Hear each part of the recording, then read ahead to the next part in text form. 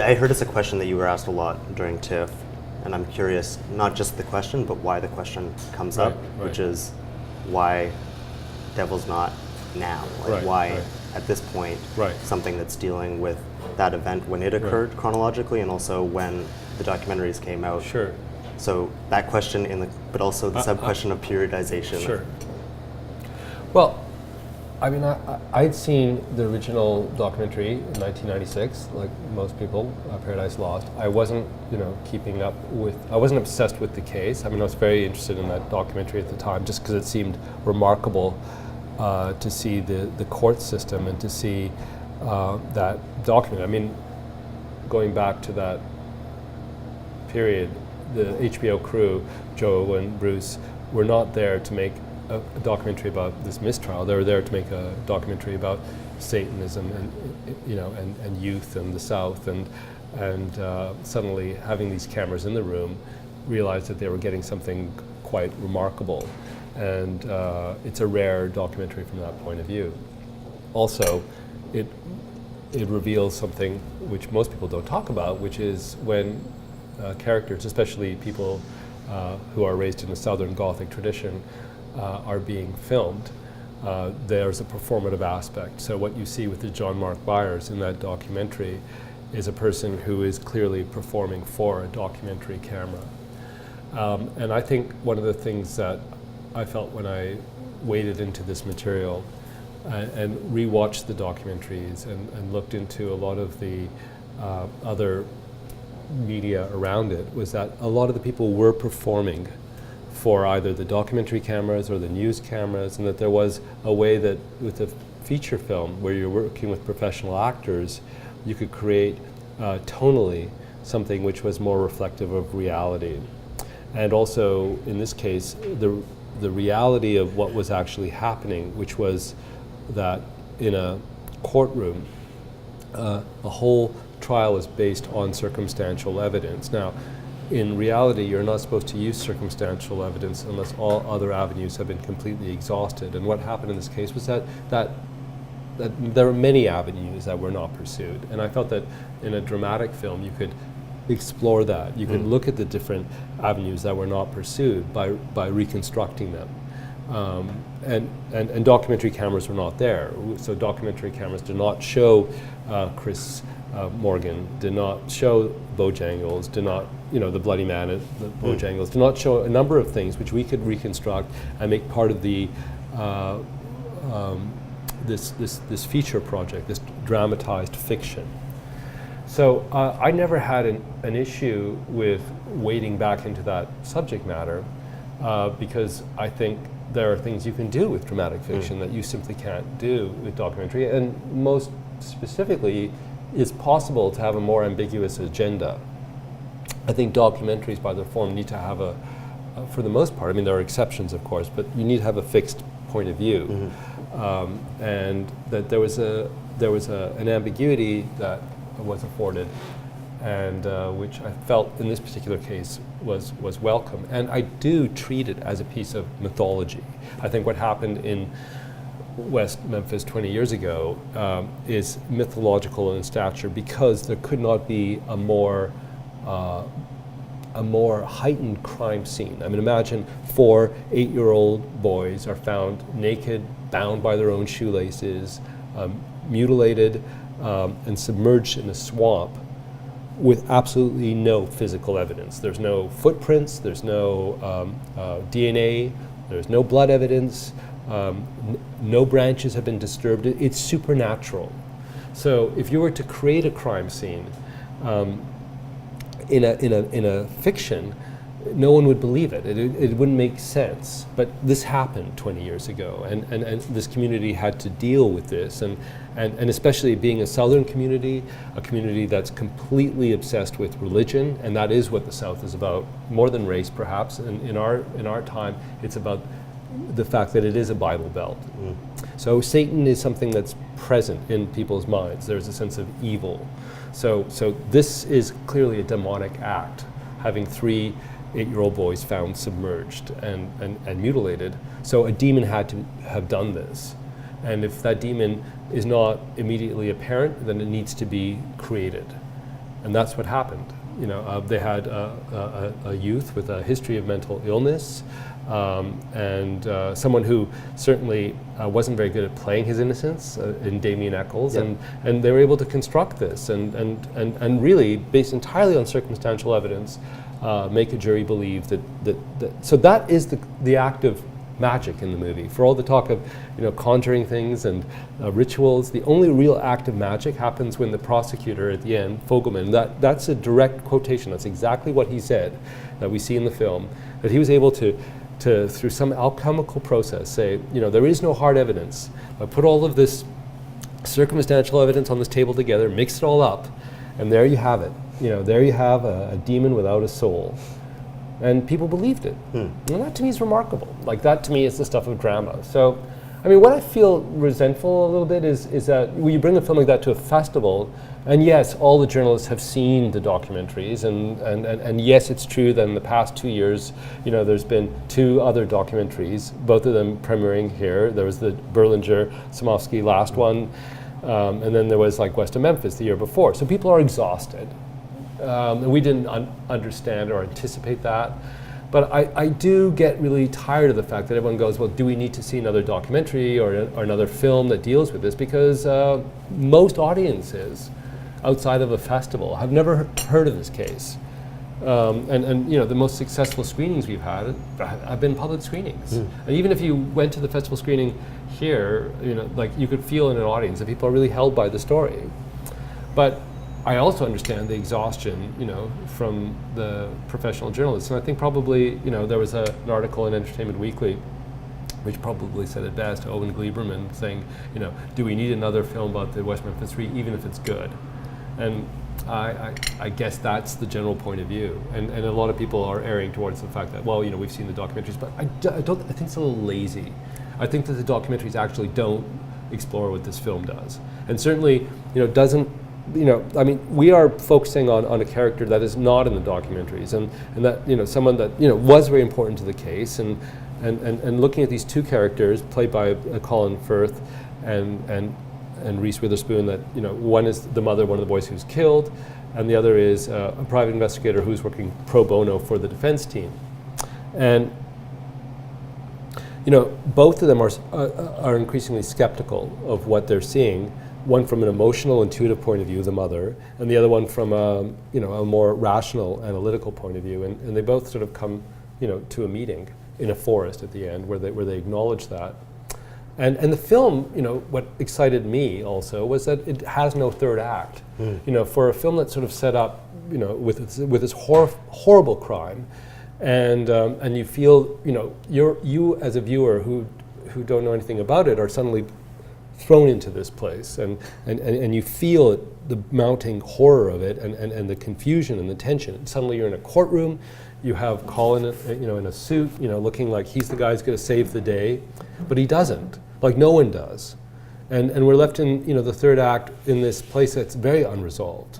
That also interested me dramatically, because it's not conventional, and it's not a place where you could go if you were writing the script. It would be too perverse to kind of suddenly set this all up and not have an answer.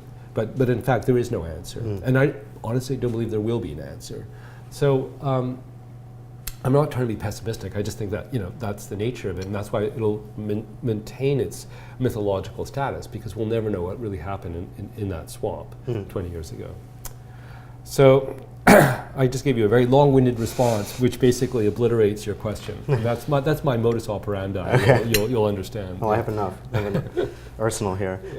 But so you were talking about making it kind of into it's a linear story, and it's interesting. I think that's kind of a perversity, because this is a story that we as an audience come to in all the other films without that kind of pat linear thing that almost doesn't make sense.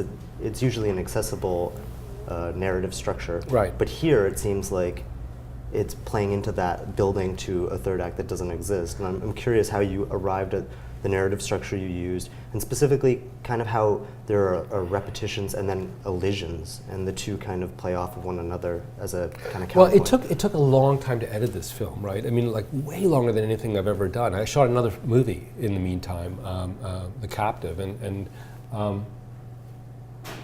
it was just, and the challenge was that to find that structure, and to find it in a way that created the sensation that you were there, and the sensation that you were going to find an answer. And then what we also had to deal with, which was not entirely expected, but the perversity, if you will, of having two Hollywood, Academy Award-winning stars who are normally in films where they get to set an agenda, and in this one they don't. They kind of become part of this ensemble, and that was very interesting. Like once when we were editing it, understanding that we were not necessarily structuring it around either of those performances or showcasing one of those performances, which is what a Hollywood film normally would do. And that became very interesting and unusual. And yet it needed to find its form. And some of the tactics that were suggested in the script just weren't working when we put it all together.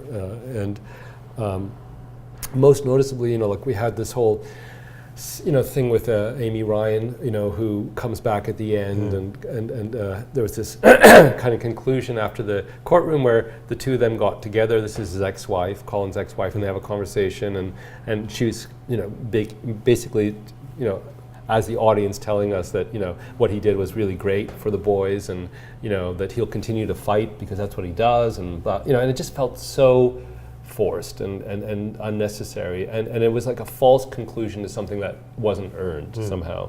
And that's really what we were figuring out while we were editing, is what, given what the material is and what we have, like what's the best way to take advantage of this situation in terms of trying to create a more radical approach to this type of a crime drama, and also because of the fact of the way testing that as well.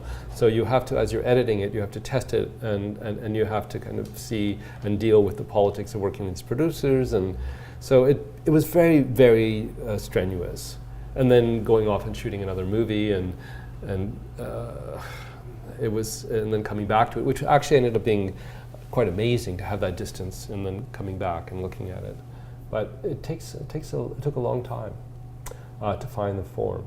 Interestingly enough, because traditionally in my films, the editing is the last stage, but it happens a lot faster than this. Here's the other issue with this, is that we couldn't actually shift the facts. There was actually a chronological progression which we had to abide by, not only because there are people who are obsessed with the West Memphis 3 case, and you couldn't change it, but we were also locked into not only being able to be specific about what happened, but also the actual text. We were locked into what was actually said in the courtroom, what the summations were, what the prosecutors were saying. We couldn't edit within that too much without destroying this sense of that everything that is being said that was on record was actually used. So the police transcripts, the interrogations, and certainly everything in the courtroom. So it had pressures on it that were not conventional ones. This certainly, I've never worked with a real situation. I guess gross misconduct as well.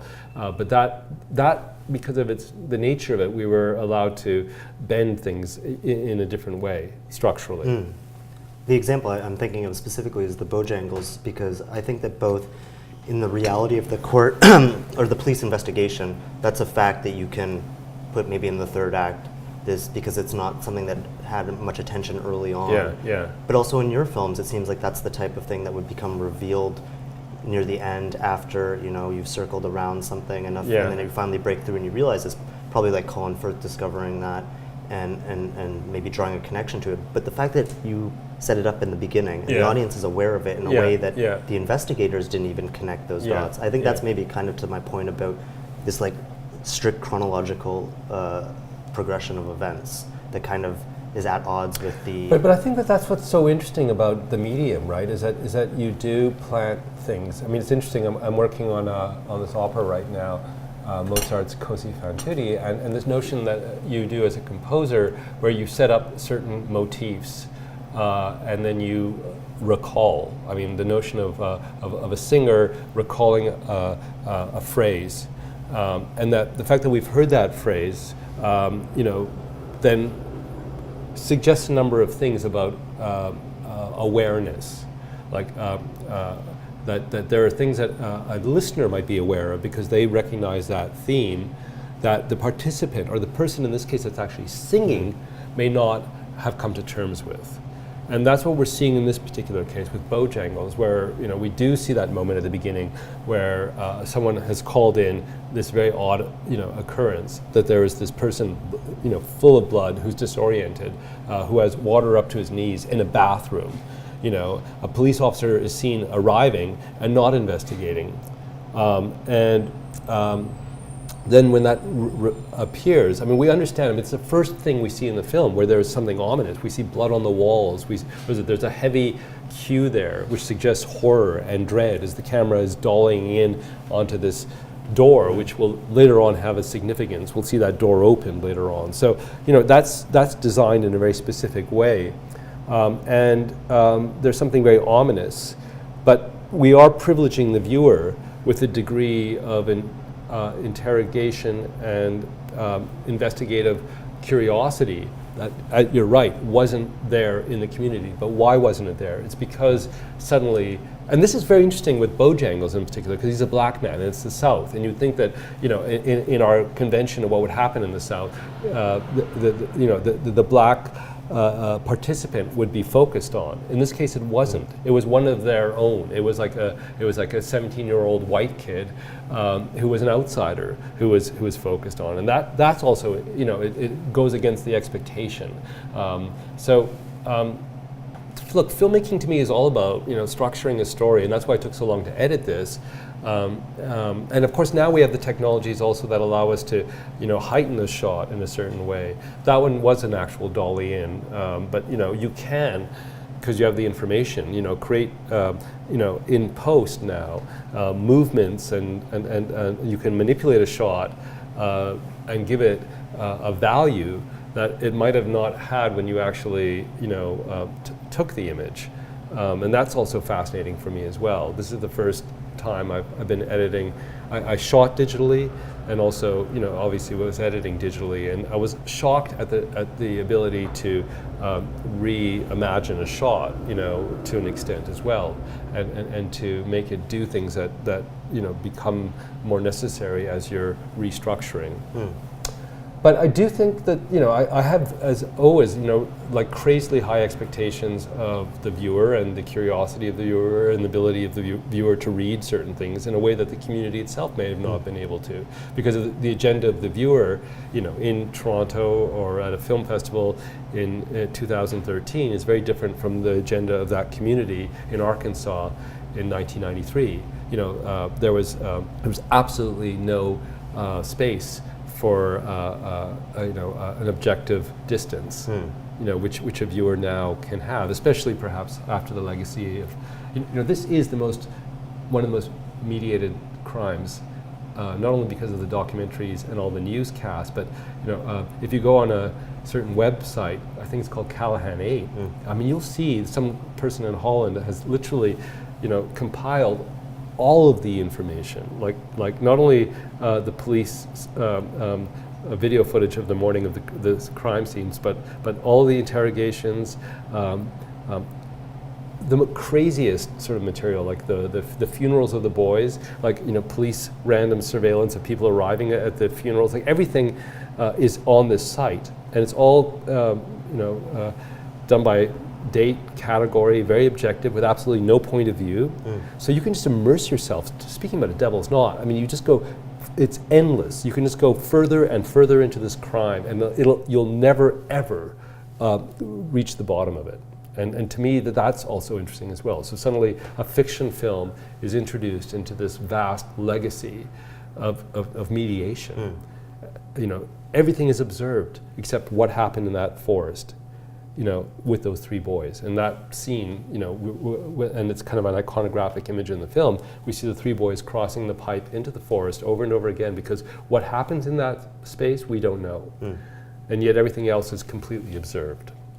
It's a bit like, there's this great novel by Friedrich Dürrenmatt, which sort of, first looked at this phenomenon, I guess it was written in the 80s, one of his last novels, and I think the title in translation was something very convoluted, like a story of the observer being observed by by a watcher or something like that. But it's something which suggests that there are these moments now in a highly mediated society, and maybe that's what I was also interested in with a film like Where the Truth Lies, where again, in the middle of this telethon, which is being broadcast, and where the whole idea of that telethon, and I remember them very clearly, as a kid watching it, was that these celebrities for 3 days straight are being broadcast, and yet in the middle of it, this crime happens that will never be observed.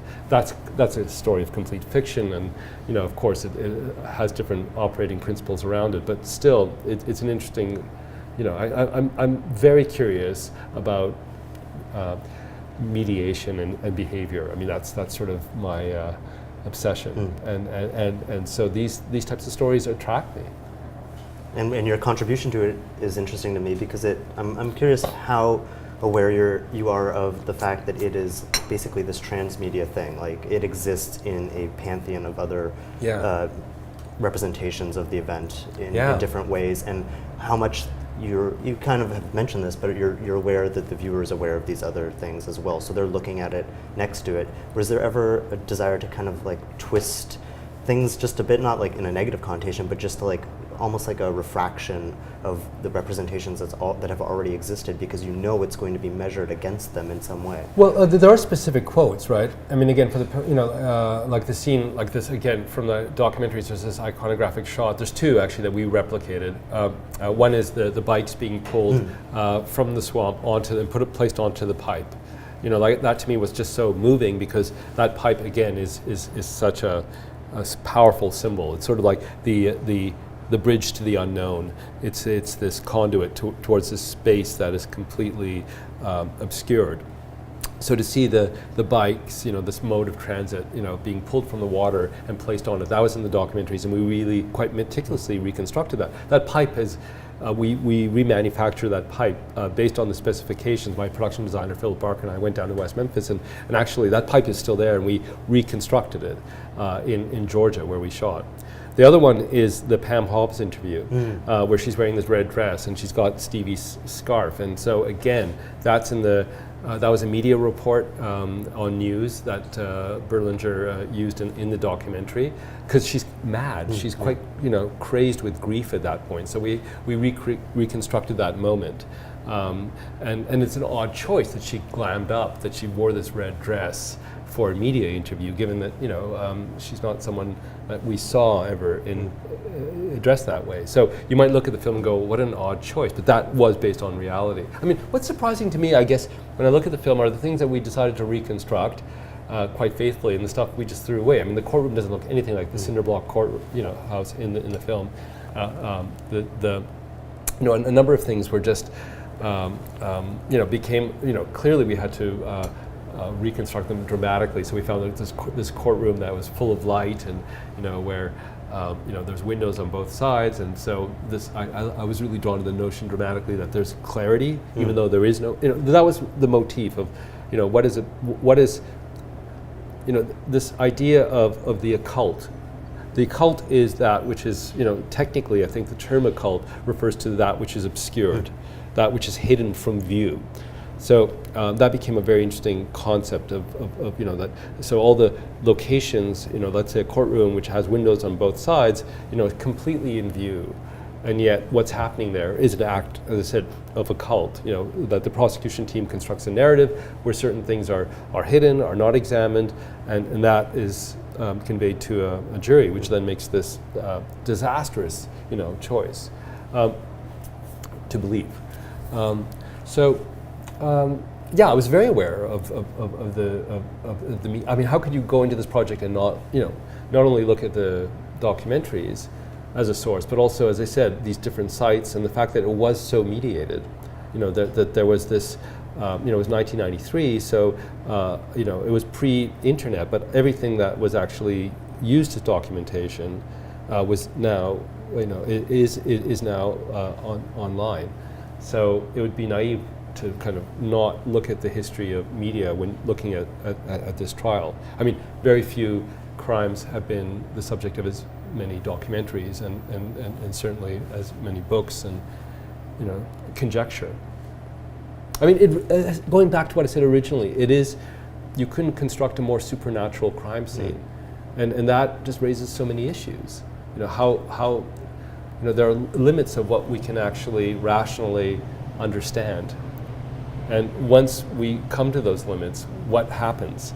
We have to then create a mythology. We have to create some way of explaining it to ourselves, because we can't live with the unknown. It somehow subverts our sense of our own intelligence.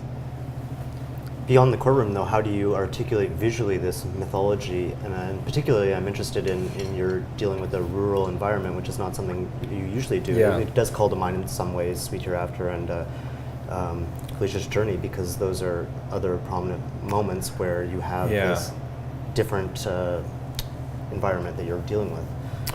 Well, I think that is the challenge with this movie. Just technically, there was a whole other strategy, and then we had to kind of adapt, because like those films, like Felicia's Journey or Sweet Hereafter, had a proper shooting schedule, and I was producing them or involved with.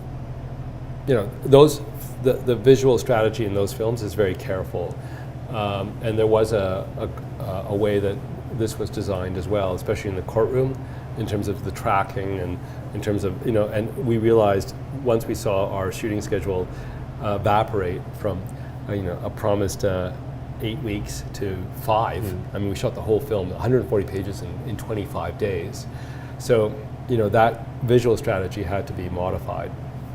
And I think that it meant that, that more careful, considered approach wasn't going to fly. And in a way that's good, because it meant also that there was a lot more malleability in the editing, and I think that for that reason the film just has a different visual, for better or worse, it has a different visual feel than my other movies. If you look at the film I shot right after, Captive, I think that's more rooted in the way the other films feel, because it was something, again, I produced, and so I knew how to design the shots so that I had the schedule to get them. This honestly was a little bit of a free-for-all. Okay. Yeah. And it kind of ended up having to be that way, but I'm not sure if that, it's tough with filmmaking, right? Because at a certain point, you either, it's interesting because when that became apparent that we just had so little time, Reece was pregnant, and so the schedule got pushed up, and then the financing wasn't all together, and again, I mean, I think one of the most curious things about Devil's Knot, when you look at it, is the credit block at the end. There's like 26 producers, and at the end, it was just all these people that were piecemealing, putting this money together to get the 25 days that we had to shoot it. And I'm not saying that as an excuse, because as a filmmaker, you can always just go, okay, well, I'm not going to do this, and walk away because it wasn't what you had agreed to. But I kept reminding myself, like, what a unique opportunity this was. Like, it just felt like the story was just so unusual, and it was something that dramatically I really felt I invested in.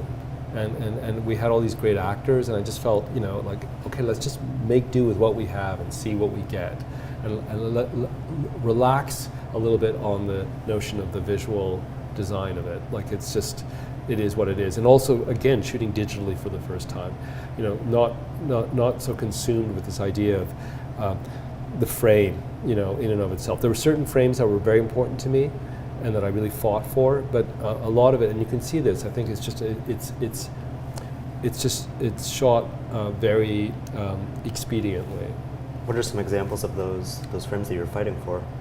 Well, let's say in the end, like in the courtroom, these very long master shots, which are basically towards the summation. Like there's a very long shot of Fogelman making the summation. It's all in a master, and it's just a very slow dolly from the back of the jury. So we're seeing the tops of the jury's head, and it moves basically because it's the only act of magic. I wanted it to be sort of shot in as sober and as unmanipulated a way as possible, so that we're gradually getting a sense of this room. But also, I would say the scenes of like Pam at night looking through her window towards Stevie, those are very beautifully, carefully photographed, and so we're trying to really get a sense of the contrast of black and and light and the movements, even though we were in a tiny little bedroom, but trying to make those shots as expressive as possible. There was a lot of the scenes, I think, in the Hobbs home as well, just giving those amount of, as opposed to, let's say, like a lot of the stuff in the courtroom where we were just, I became aware that, we needed to, anyway, I won't get into the detail. Oh, great! Of course, my phone rings at this point, and I will turn it off. Sorry. And of course, and I don't know how to do that. Okay, great. I just did. Okay. Let me just make sure that it's not going to do that again. Here, you could see how I actually deal with media and how inept I am. Is that a BlackBerry? Yeah, it is, but it's not cooperating. Okay, here we go. Dismiss. Okay. So I'm a proud Canadian. I use a BlackBerry. Yes. Okay. We use this as a segue to talk about. You talked about how there's a moment of magic that's going on there, but you could also, vis-a-vis your other films, see it as a kind of manipulation through language, the ability to use language to kind of either manipulate or maybe strategize and change a situation to suit the needs of the person that's doing it. That's a figure that recurs, right. and it's the counterpoint being the analyst, the one that's trying to deduce what's actually happening. Right. And I'm curious, this thread that's running through your career, how it's evolving in your mind in your more recent films. It seems like it's being foregrounded more and more. Yeah.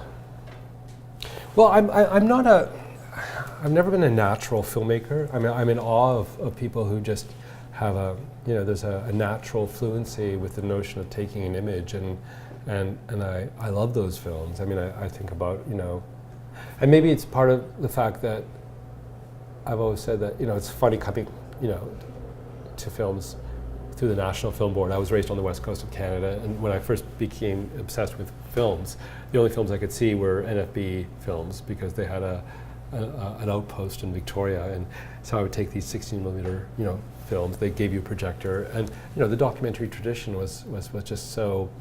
The first feature I saw was Nobody Waved Goodbye because they had a 16mm print of that, and so from that time. This idea of the handheld, film, the verite, and seeing, the films. I don't know why I saw that so early, but the Maisels brothers, Salesmen, and seeing, and then this incredible tradition coming out of this country of verite. But reacting against that somehow, like I appreciated it, and I love like that tradition. You look at the films of like Ken Loach and certainly that whole English tradition, which I guess was inherited by Grierson, and I am coming from a theatrical space. That's my first draw was towards theater and the notion that things are constructed and that the construction and the strategy of that is clear. When you go to a theater, there's something artificial about the fact that there are these people on stage pretending to be real. But once you make that leap, it's so you're so immersed in that. And so the films that I was drawn to were the films that were using a strategy that I recognized from the theater. And a lot of the people were coming from theater. People like Ingmar Bergman and Fassbinder were people who had their roots in theater. And so I recognized what they were doing, and it felt really exciting to me. But it meant that there was never a sense that the viewer was just naturally involved. As a matter of fact, I've talked about this before. My first feature was conceptually a complete failure because Next of Kin, the whole idea of the handheld camera was something that was a reaction against the first part of the film, this boy's in therapy, and it's a form of video therapy where the camera, the video cameras are trained on members of the family so they can go and look at their video tapes later on and look at their own behavior. So the camera is very clearly on a tripod. The only movements are pans left and right, zooms in and out. So the whole first part of the film is like that until such time as the therapist somehow inhabits the spirit of this missing son in the family, at which point the camera disengages from the tripod and actually becomes a participant. I thought this was so exciting as a concept, except no one got it. Like I went to all these festivals and people were going, oh, like I love the documentary kind of handheld camera approach, and I was going, no, that's not what I wanted to do. And I realized that you can have a strategy and it's such a clear intention, but it just doesn't communicate because people are very drawn to the notion of identification, that they want to believe that what they're seeing is real. It's like it's a trick that people just become so seduced by, and it's one of the wonderful things that cinema can do. And so in the next feature, like family viewing, I was so strident about like there's going to be no confusion about what the point of view here is, and that it's going to be completely mediated, and you're going to feel uneasy about it, and you're going to feel like you're actually, like these characters are acting like they're in a soap opera. It's going to have the texture of that. It's going to look like video. It's going to be shot with live switching, all this sort of formal stuff that I was piling on top of it to make the intentions clear. I mean, I have relaxed on that a little bit, I think, because I realized that, first of all, people, there's a rigidity with that belies the way human beings actually, interact sometimes, and that the ultimate magic of what a cinema can do is project a close-up, that it can magnify a human face. And maybe even that's becoming more challenged by the fact that people aren't watching things on a big screen anymore, and so maybe seeing a human face on a device is very different than this idea of what Bergman was obsessed by, and certainly Fassbinder, that unlike a theatrical space, we can look at this person, and that's what I love about that moment in Vivre sa vie, with Anna Karenina, the use of the close-up there, that first, those first images are just so transporting, because we are seeing something which is so unearthly in a way. I'm babbling, I'm sorry. No, but what was the question? I mean, I'm just babbling. It's good, because I'm going to link back to it, but I do want to acknowledge the fact that you've addressed Vivre sa vie in a short film, and the whole capturing of that and the change from the big screen to kind of cell phone is well, that was a particular project. That was like for the Chacun says. And basically the project there was to reflect on cinema, on the 60th anniversary of the Cannes Film Festival, and what does it mean? And the organizers were very clear that these shorts had to be shot in a cinema. Like I think David shot in the bathroom of a cinema, but they had to be shot either outside or inside a cinema. And it was a pause, a moment to reflect on what cinema has become. And I realized that there are people. I mean, in that particular piece, it's someone who's watching Vivre sa vie, is watching the scene where Anna Karenina is in a theater watching Dreyer's Passion of Jeanne d'Arc and seeing an image of Antonin Artaud, and is kind of consumed by how handsome Antonin Artaud is, and takes out a mobile.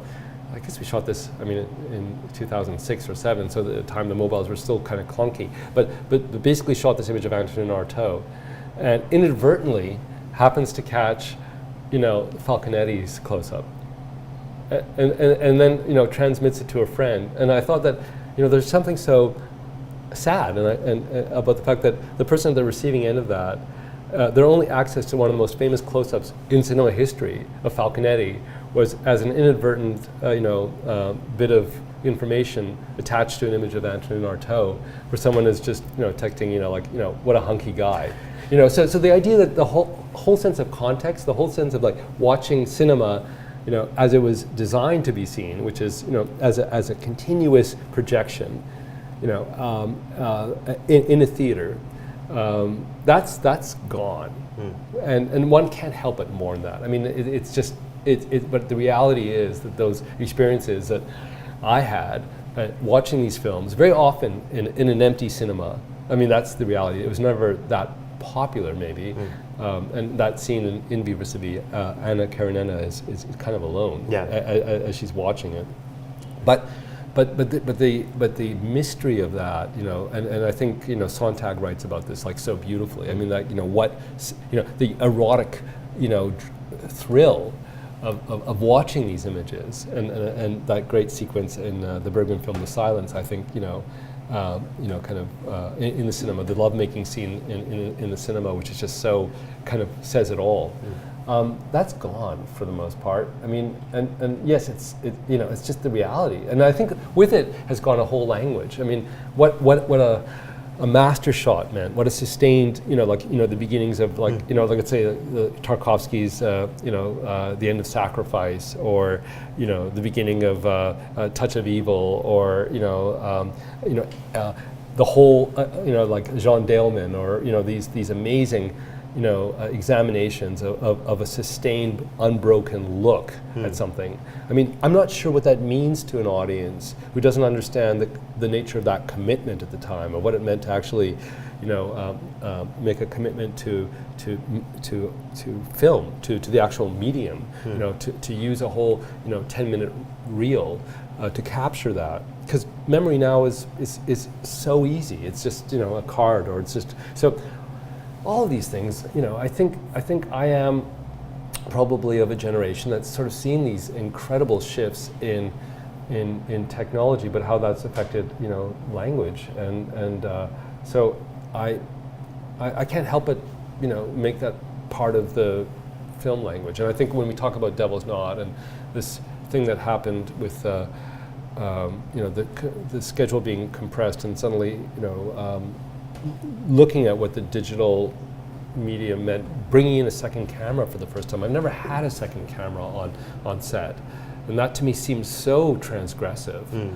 But it was also a function of how we needed to shoot that. So, and I look at those first films that I made, and they were very, very steeped in that technology of making a commitment to an idea.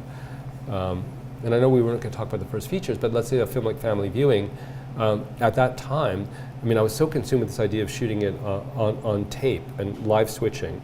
And I remember at that point, Telefilm actually approached me and said, can you shoot it in a more conventional way, and we'll give you the money to try both. And I said, no, no, it has to be done this way. And we went with the Arts Council funding and made the film marginally, just so that idea could be preserved. And that was it was able to make those films because one had the expectation that there were viewers who understood that commitment and were, and I just think that's shifted. I mean, I just think that,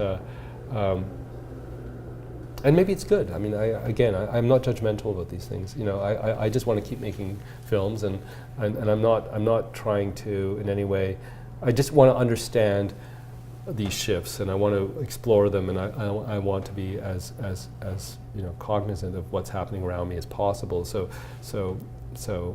and I'm in awe of the possibilities that are afforded now, of just being able to shoot something completely privately, being able to just do it and not worry about what it means to organize a crew. That's really liberating as well. I've been working on a film for the past 5 years. I just go to Armenia every summer with this festival there and shoot some more, and I bring it back and kind of I'm exploring it, and there's no pressures at all. If I ever, I've shown it, sometimes retrospectives, bits of it, and if it ends up being a feature, it is, and if not, that's okay. There's no expectation on it. That would have been unimaginable when I began my career, because you needed to, film. The material itself needed money, and so you needed to get something, and so you had to, apply, and it was not conceivable that you could shoot without showing what you had used the money for. That's just, it's so amazing that we're past that period. How has that influenced your visual style? Because it seems like the last two films, Chloe and Devil's Knot, seem to exhibit a certain classicism in their style that maybe your other films haven't. People are attracted to your films where there's a kind of visual experimentation, there's set pieces visually. Yeah. And it seems like those exist in the more recent films, but they're less pronounced maybe. To my mind, maybe Where the Truth Lies scene with Colin Firth and the Alice, like that's maybe the most visually audacious of your more recent work. Yeah. And how is that playing into this film you're talking about that you're shooting over 5 years in Armenia? Like, is that still like a component? It's just being accessed in different ways? Yeah, I mean, I think at a certain point, especially when I started working with installations and going back into theater, I realized that a lot of the formal ideas could be addressed in a gallery or in a space in a way that was seeming to become more challenging in film. And maybe there is a bifurcation, that occurred after Ararat, especially. I think Ararat was frustrating because I had such, strong ideas of what I thought that film was saying in terms of set pieces. I mean that film is a series of set pieces of this historic epic, and at one point you're lost in it, but you're not. It's not really the film, or it's and there's like 4 different levels of reality going on. But then I realized, like it wasn't. I just felt that it had gone as far as I could go, I suppose, and so I felt that then when I was doing these investigations in a gallery, I was able to extend those ideas and take them further, and then I was able to. I'm curious to see what happens when people watch The Captive, because I think that again, it's the first thing I've. I don't know. I don't think about these things actually. It's interesting. I mean, in terms of career, and in terms of decisions you make, I think it's based on what you're feeling at any given time. There's an agenda that's set in place by the project. I think when you look at something like a Chloe or Where the Truth Lies, or if you look at Devil's Knot. I mean, these are I'm not in that space that I'm at when I'm making something that's artisanal, like Calendar. I mean, like that's a film that's entirely personal. I mean, there is these other projects like a Citadel, which is entirely like I don't even show that film. I guess that's what it comes down to, is a belief in whether or not people are actually at the receiving end, and that determines what the budget will be and what the anticipation will be. And maybe, if I was to be honest, I would say that that as I said, there's this feeling now of making these films at an industrial level, which are intended for an audience, and there's just a different level of expectation of what that wider audience is going to be able to understand than when I'm doing work which is more personal, idiosyncratic. And that energy might have been more diverted towards the gallery work and the installation work and the opera and theater work. I mean, if you look at something like this version of Ajo, the Samuel Beckett piece that I did with Michael Gambon, and then we reconstructed it with Liam Neeson in New York a few years ago, that I think formally is so interesting to me, but it, because it's theater, like it's relatively inaccessible to most people. And if I look at the spirit behind a film like a Calendar or Family Viewing, those were projects that are more aligned to these gallery installations than they are to commercially driven cinema projects. So I'm not saying that if these opportunities to do the theater and the installations hadn't come up, maybe my choices in terms of features might have been different. That's possible, but there is something that I'm expressing in those works, and they're very important to me. I mean, I look at everything I do as a body of work that I'm doing, and to investigate my ideas, I think you have to see it as a totality. But I am aware that for most people, I mean, if you look at something like Chloe, like that's been far and away the most popular film I've made, but I'm not sure if it's if it's that interesting formally at all. I mean, there are choices that are made that are kind of interesting, like in terms of the way it's visually constructed. Blocking too, yeah. Yeah, but it's not doesn't have the integrity of a film like a calendar. It can't. It's just not. It's not designed to do that. So yes, the film that I'm working on, the Armenia project, or one of these, I just got back from England. I was doing this installation, which is a meditation on Julian Bream, and we did this amazing reconstruction of a camera obscura in this gallery. But the lens was fixed on a mediated image of Julian Bream performing his last performance of a piece. So it might be the first camera obscura that's using a mediated image as its source as opposed to a landscape. So that being in that room was just so exciting to me. But very few people would ever make it to Aldborough to see this space. And I'm aware of that, but I don't know. I think when you're young, you just want to find the large possible audience for what it is you're interested in doing. And I'm completely aware that my status as a filmmaker has allowed these other invitations to come in. Invitations that I wouldn't have had if I was working as a theater artist, which was my original plan, or working as an installation visual artist, which I didn't really pursue. So I'm not that, I don't really consider those things in the way that someone else might. There's also the flip side to that, which is that, no pun intended, but you have a captive audience when you have a film audience, whereas it's not just the accessibility of an installation, like who can make it to it, it's the fact that, I know Michael Snow's made fun of this, and a lot of artists have, that like the gallery, people can, just spend 9 seconds on something and then leave, whereas it seems like film has an arena to maybe those conceptually rigorous ideas can be. But I think Michael Snow expressed it best. Like when he reinterpreted wavelength, for the people who don't have the time. That to me says it all. Yeah. In 1967, when you make wavelength and you put it in a projector and you turn it on, that's what I'm talking about. People at that point would have been expected to stay for that projection. But, and Michael had a huge resistance to digitizing a lot of his material because he was fearful of this, that people would fast forward, or people, would catch, the last 10 minutes of that Zoom later on. You know what I mean? It's so transgressive and so, essentially rude to think that that's what viewers will do, but they will. So what do you make of that all? I don't know. I think you do have to bend and look at, what you're dealing with.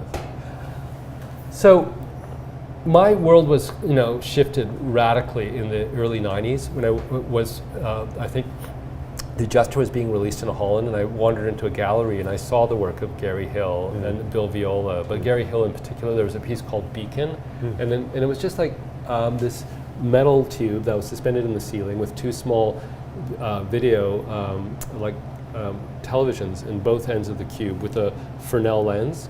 So there was an image of a mother and a daughter, and they were being very dimly projected on the walls of this gallery as the beacon was slowly turning around. And I went, this is what I really want to do. This is actually this world expresses where I am.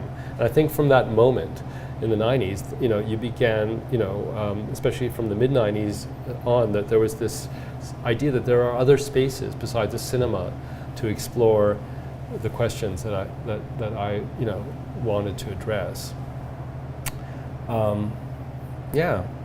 So I think, narrative, a narrative feature film is constructed on this very weirdly, archaic industrial concept that, from the beginning of cinema, that you needed to have two projections a night, in a cinema, one at 7 and one at 9. So let's make a feature film that's going to be, 90 minutes to 2.5 hours maximum.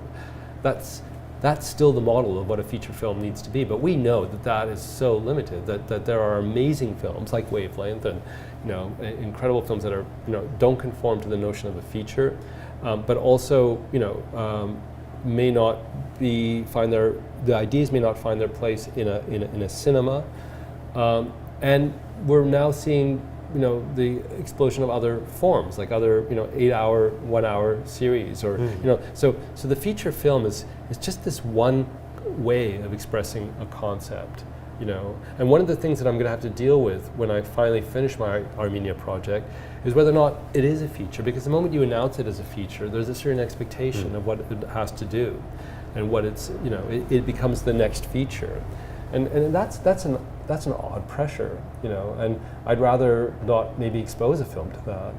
So I remember even with Calendar, I mean, that's like 70, the difference between 68 minutes and 73, you know, flips it into this other zone in terms of people's, you know, expectation. But these are industrial concerns. They have very little to do with the art form. Yeah, but it's interesting that you know, because it has traditionally required money, these ideas have become part of the dialogue. And in terms of cinema, they're kind of they're irrelevant in a way. Have you considered, I mean, you have an interest in adaptation to a certain extent. Have you considered pursuing an adaptation that is a television Well, I'm pursuing it now, and it's come up before. In the early 90s, HBO optioned The Adjuster as a TV series. And one of the regrets I have is that I let them option it, and they did a pilot, which I wasn't involved with at all. But at the time, you know, it was still the feature world, and I had films to make, so I didn't, you know. But I look back and think that would have been interesting at that time to take in television more seriously. You know, I began financing my feature films as a television director, directing, you know, Twilight Zones and Alfred Hitchcock Presents. I even proudly directed the pilot of Friday the 13th here, you know, in my 20s. But now I'm realizing. Like 20, almost 25 years after The Adjuster, that is a very interesting idea to pursue. So I am looking at it more creatively at this point, and that might be an adaptation. Like specifically works you've already created that are being expanded in some way? Well, that one in particular, The Adjuster, just because the franchise is very interesting, about an insurance adjuster who, you know, has a number of clients at a motel, and this obsession with, you know, their you know, being compassionate towards them, kind of becoming a compassion junkie. This person who only really identifies himself and other people need him, and they only need him for a fixed amount of time until they get their claim. So it becomes like almost an addiction that he keeps needing to find more and more clients, putting them up at this motel, and sleeping with them all. You know, like he's sort of a polysexual, sort of like, you know, I think he was a very interesting character in the early 90s because he didn't really have any parameters in terms of his own sexual orientation. It was just anyone who needed him. And so I'd be interested to extend that idea and you know, develop it with someone who actually understands the architecture of the series, which I don't. I mean, I don't understand how you actually develop it, you know, to extend over 8 hours. But if I find that person to collaborate with, I'd be really interested in that. Do you think that some of your, I know you use music as a touchstone for structuring some of your films. Could that work as in a larger serialized format? Well, that's a really good question, because I think it's the music that actually I find really lacking in a lot of these series. Like, you know, it sort of feels like very. It's not really structured in the way that you would in a feature. I mean, look, there's no doubt that, you know, the feature format, for all of the industrial considerations aside, there's also something really appealing about the fact that you know, we're talking about Devil's Knot. I mean, the way that is structured is you couldn't do that in a series. You couldn't sort of like shape it in a way that, you know, you're opening up, you know, this case and you're constructing it in a way that it moves towards this place in the third act, which never arrives. And so musically, you're able to also develop the themes and the motifs in a way that's, you know, generate expectation and develop in a way that, you know, has this structure.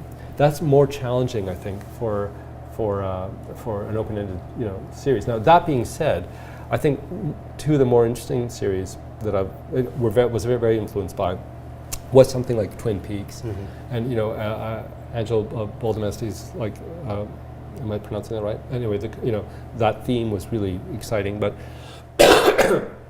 also, if you look at Fassbinder's, you know, amazing series, Berlin Alexanderplatz. You know, the music in that by Pierre Rabin is amazing. You know, and again, it's a motif that's sort of like, you know, it's a very beautifully articulated and repeated motifs. So I think those are inspiring to me. This also calls to mind some of the comments you made about Ararat, specifically when it came out on DVD, and like your expectations of that project kind of shifting to include the DVD commentary as an almost integral component to this already palimpsest narrative. I'm wondering, is the television pursuit of the Jester again another like mixed media, like horizontal expansion of something? Ideally, but again, I mean, it's funny you mentioned that because I remember saying that at the beginning of the DVD commentary. But again, how many people besides people like you listen to DVD commentaries and look at them as a formalistic conceit? Actually, interestingly enough, the Armenia project, one of the chapters is a DVD commentary, but completely imaginary sort of construct. Like commenting on deleted scenes of a film that was never really finished. So I think it's. I think every time you choose and enter into a form, you have to understand what the expectations of that form are, and to challenge them in a way, and to expect that there's an excitement that's generated around that. What's a little bit confusing about the TV series is there seems to be a division between the people who are watching it in a serialized way and the people who binge, and sort of watch it all together. And so I'm not quite sure what to make of that in terms of, because if people are binging, then it becomes this amazing 8-hour film experience, and that is way more interesting to me than the notion of something that has to be constructed around commercial breaks and hooks, that'll keep people coming back the next week. Well, it's funny to see how people react to episodes that are slower, and their terminology, like that there is a objective quality which is fast, right, and there is a objective negative quality which is slow. But the people that binge watch episodes don't notice that because it's just kind of part of the overall flow of the. But those episodes in particular. Is there an example you're thinking of?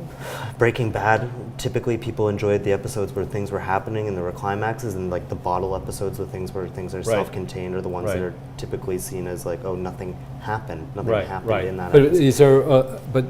Is there a diminishment in terms of like, audience attendance? Like do they notice that there's less people watching than the next, like when they're broadcasting it, does that have a disastrous effect on the viewership, or are people still buying into it? I mean, it's kind of interesting. It's a bit like in a film where you have a passage which is, like intentionally, where you're bringing the pace down or you're rhythmically playing with it. Again, I think if you're expecting that people are there for the long haul.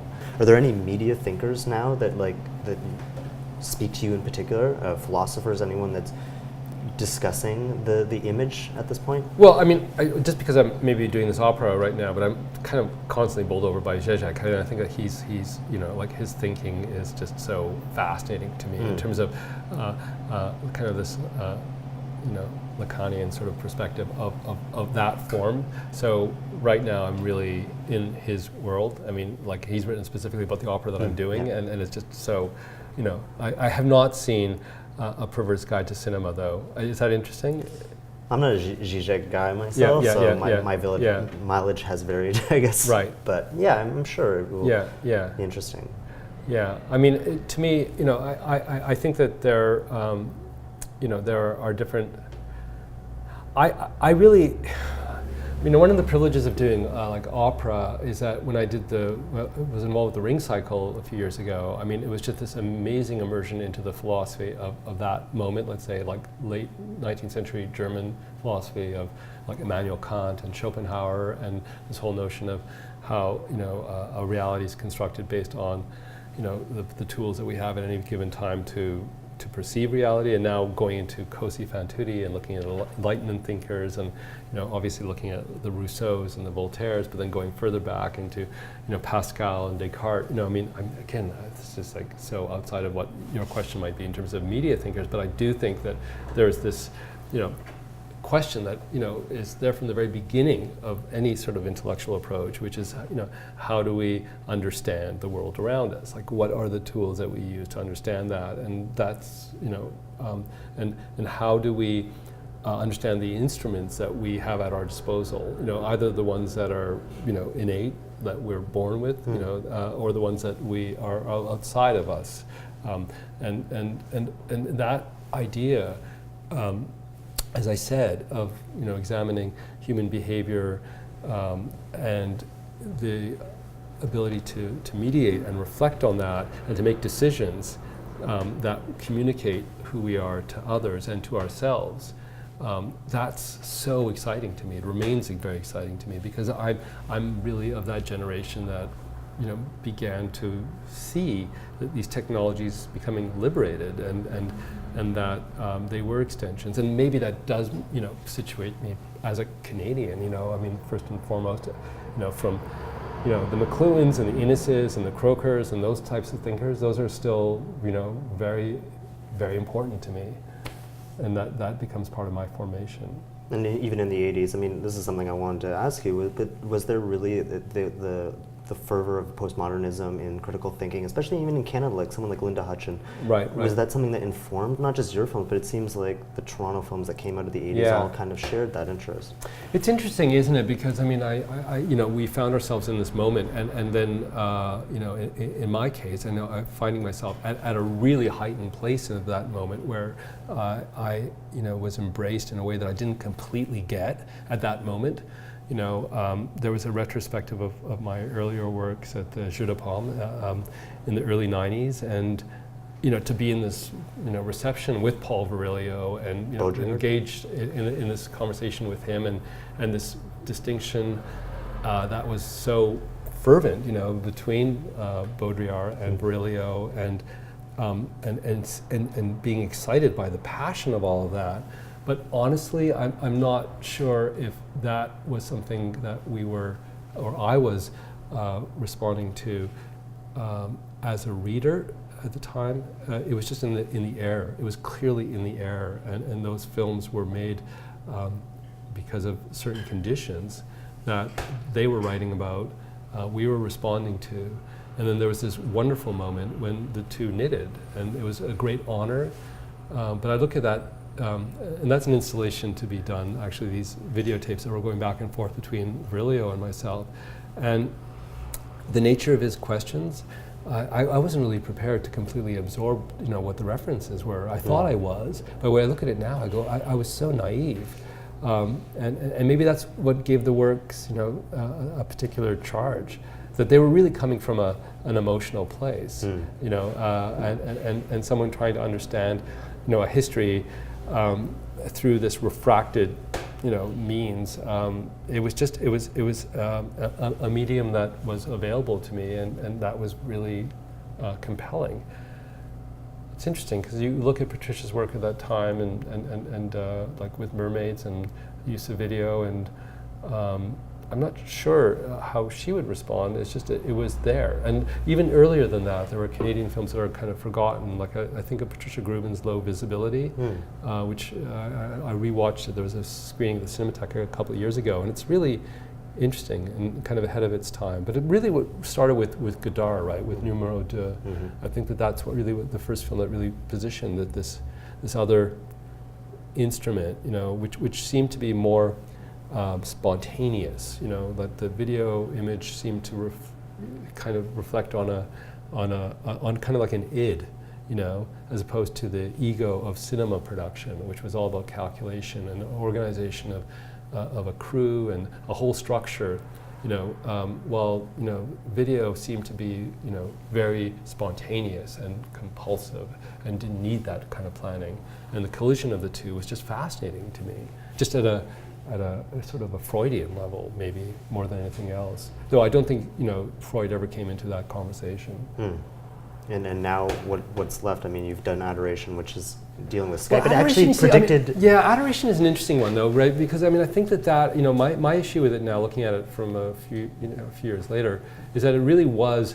Unlike those early films, like Family Viewing, in particular, and Speaking Parts, Adjuster, Calendar. I was really immersed in those mediums at that time.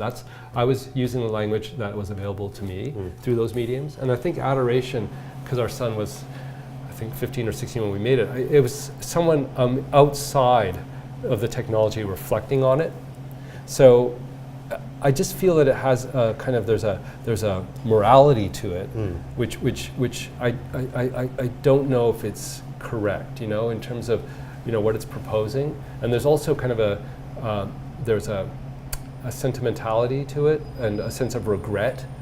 It's a sense of mourning over something. I look at the whole use of there's a couple of moments, like for instance, where he's finding the plan of the violin that is his father had made. Like there's this sense of a mourning over the ability to read these ancient texts, these tablets, and a lot of and I think there's something judgmental about that. So I don't know how I feel about that movie now, actually. But I'm not sure if it really positions you in the mind of someone who is immersed in that technology. I think there are other films I've seen which do that better. So yeah, I mean that film was an interesting sort of place because in a way it was using film production, and maybe film would have been very different if it had been shot digitally, in terms of its aesthetic. It seems to me to be this film. I mean, it was really archaic because we were also cutting the negative on that film. It was like using this technique which had been, it was in fact extinct, and ironically we had to go back and digitally kind of create these edits because, the film cutter, didn't know how to do it anymore. So it was really kind of an odd project. But what I interrupted you. You were going to say something about it. Yeah, when I watched it, I did feel like it was kind of outside and not really indicative of Skype. And then oddly, as time has gone by, it's predicted Google Hangouts. So it was both something that didn't link up with what was happening at the time, but then in retrospect, has kind of anticipated something that happened. Yeah.